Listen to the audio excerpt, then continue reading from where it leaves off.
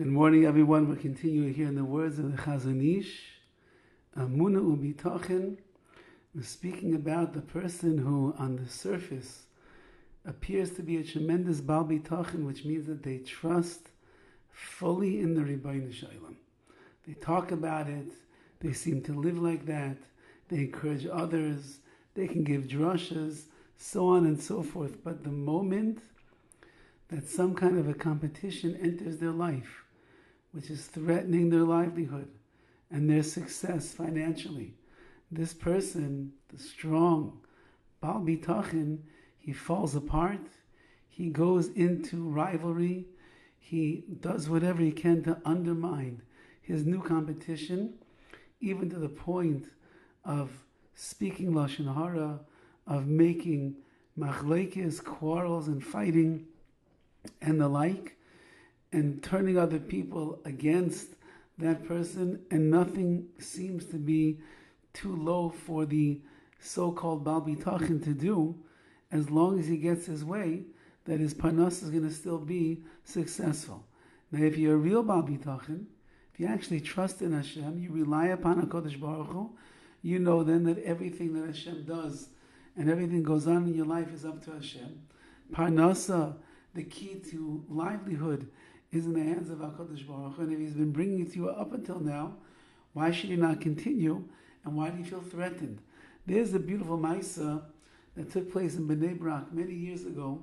There was a fellow who owned a printing store. He did printing, photocopying, he sold paper, pens, and the like, anything that a person could use, office supplies type of a place. And he was the only outfit over there in Bnei Brak for many years, and Baruch Hashem, he made his living, was able to provide for his family, and everything was great. One day he looks and he sees that there's another fellow renting a storefront, and he's with the broker, and he's making gestures, he'll do this, he'll do that. And so the man who owns the printing store walks over and he says, Shalom Aleichem, welcome to the neighborhood. Are you moving in? He says, yes. I'm actually renting this office, this space over here. Oh, really? You're opening a store? Yes. What kind of store? I'm opening a printing store. And the man says, really, a printing store? He says, yes. We're going to have photocopying and office supplies. Oh, wonderful. Wonderful. He says, you know what? I've been in this neighborhood already for 20 years. I know the ins and the outs. I know how it works, what people like, what people don't like. So he says, please let me help you set up your store so that you can be matzliach, you can succeed. And sure enough, true to his word, the man didn't worry about a single thing. He trusted in the Rabbi Shalom, and he helped his would-be competitor set up his store in a way that would allow him to present to the community from day number one a store that was filled with all of the supplies that would be needed to be successful. He's infringing on his parnasa, on his livelihood. Yeah, but if I'm a Baal Bitachon, I don't worry about anything, because I know that HaKadosh Baruch Hu is the one that is running the show. And then he writes, it is not impossible to encounter this terrible scenario, even in completely spiritual things.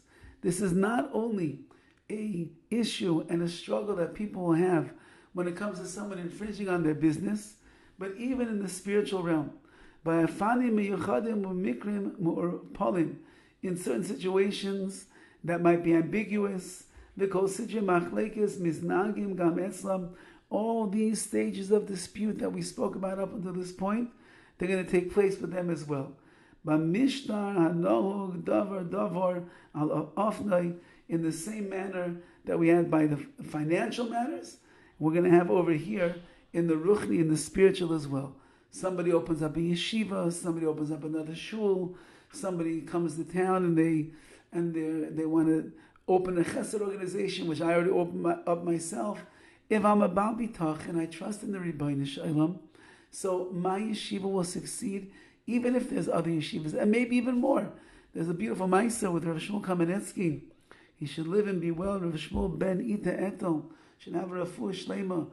They recently, a couple of years ago, they opened up another yeshiva in Philadelphia.